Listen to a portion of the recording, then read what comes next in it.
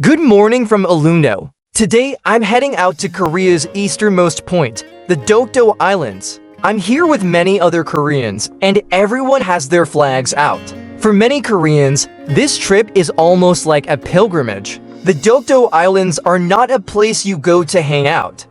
They're basically just two uninhabitable rocks jutting out from the ocean. However, they are a disputed territory between Korea and Japan, who refer to them as the Takeshima Islands. Many Koreans visit to show their patriotism and see the islands with their own eyes. We're about to board the ferry to Dokdo, but it's not guaranteed that we can dock because the waters are usually rough. If we can't dock, we'll just circle the island.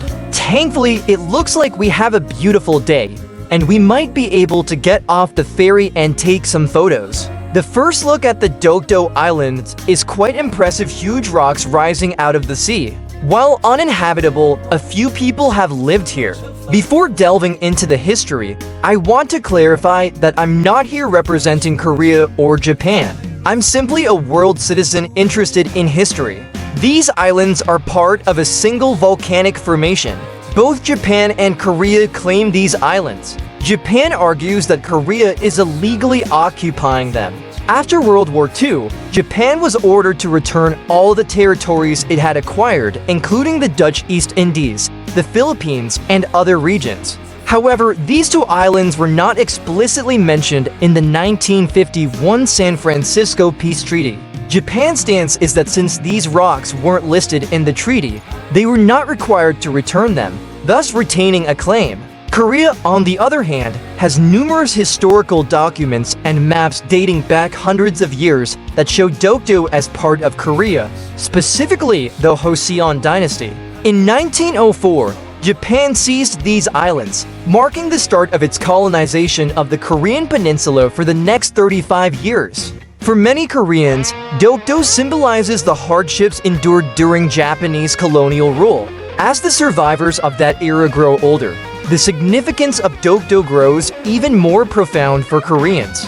These islands are a source of tension between the two countries. You can only reach Dokdo from Korea, not Japan. After the signing of the peace treaty in 1951, Korea built structures on Dokdo to signify its presence and claim. Currently, there's a staircase leading up the rocks, but we can't go up today. People visit to take photos and admire the beautiful, albeit contentious, waters. The area around Dokdo is rich in natural resources, including fishing grounds and natural gas, which may also be a reason for Japan's interest in the islands. However, the historical and symbolic significance of Dokdo is what makes it truly important. The San Francisco Peace Treaty left Dokdo in a kind of no man's land. At the time, the Korean War was ongoing, and the United States didn't want to declare Dokdo part of either South or North Korea, fearing the potential outcome of the war. It seems like Japan wants to ignore its colonial history and focus solely on the 1951 treaty's omissions to justify its claim. This perspective overlooks the 35 years of colonial rule, the attempts to erase Korean culture, and the suffering caused by policies like forcing Koreans to change their names and the comfort women issue. Japan's claim that Korea is illegally occupying Dokdo doesn't resonate with many, especially given the historical context. For Koreans, visiting Dokdo is a deeply meaningful experience, a way to assert the significance of their history and cultural identity.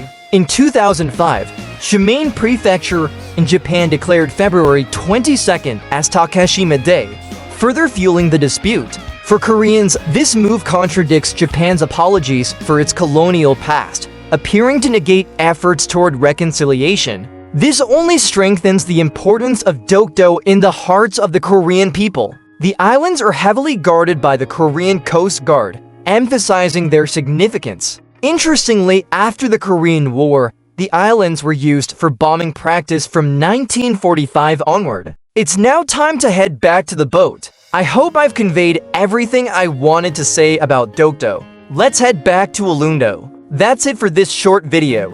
I'm curious to hear your thoughts in the comments section. Please keep the discussion civil. Thanks for watching, and I'll see you in the next video. Peace!